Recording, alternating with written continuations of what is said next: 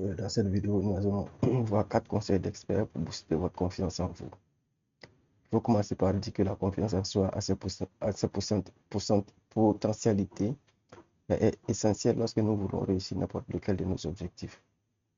Dans cet article qui est pioché pour vous 4 conseils d'experts dans le domaine de la confiance en soi pour vous permettre de booster votre confiance en vous.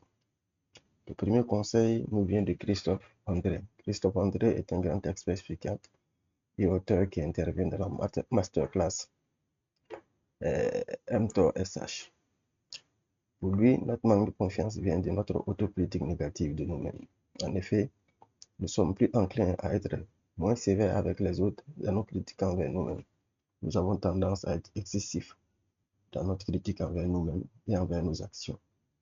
La solution, c'est d'être plus bienveillant envers soi-même et envers ses actions et envers ses manquements plutôt qu'à nous juger avec sévérité.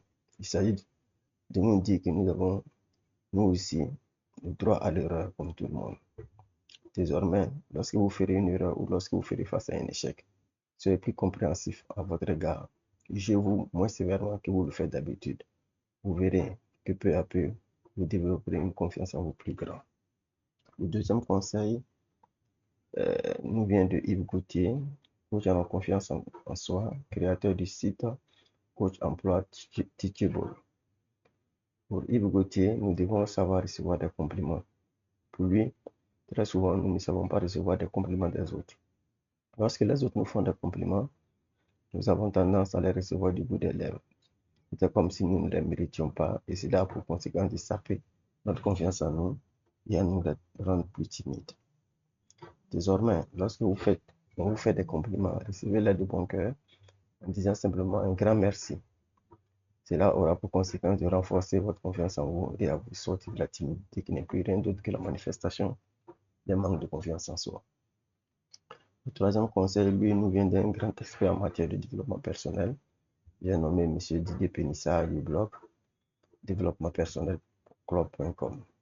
Pour Didier, l'une des conséquences de notre manque de confiance en nous vient de notre incapacité à dire non. En effet, selon lui, notre incapacité à dire non lorsque nous pensons non est une forme de manifestation de notre confiance en nous, de notre manque de confiance en nous.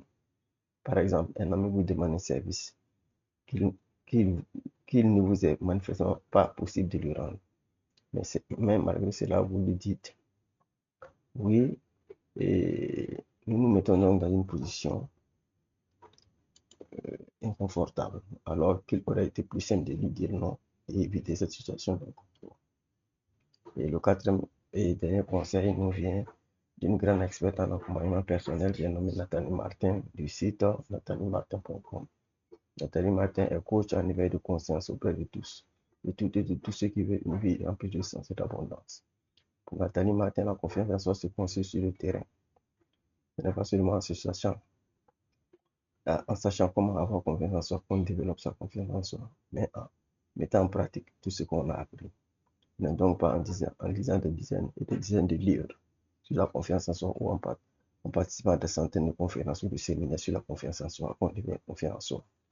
Si on veut développer sa confiance en soi, il faut passer à l'action.